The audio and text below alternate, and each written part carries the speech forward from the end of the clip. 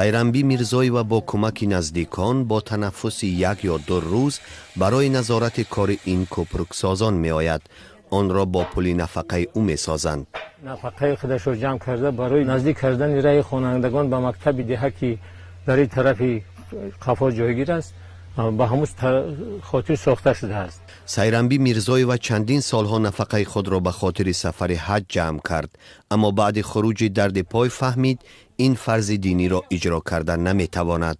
як саҳар хест ки гуфт бачам гуфт ман ҳамин пула дар ҳамин деҳа ҳамун кӯпрук оҳанай мисол шикастагияй чиштагияй ҳамура падар рост карда буд пештар ҳамура ман мисол пул ман дар ҳамҷо сарф кардем ҳамун кӯпрук рост ки ман ҳаҷ рафта наметавонам. бо 6000 сомонии ҷамъкардаи бибии сайранбӣ дар деҳа як пули мошингузар ва як одамгузар сохтанд.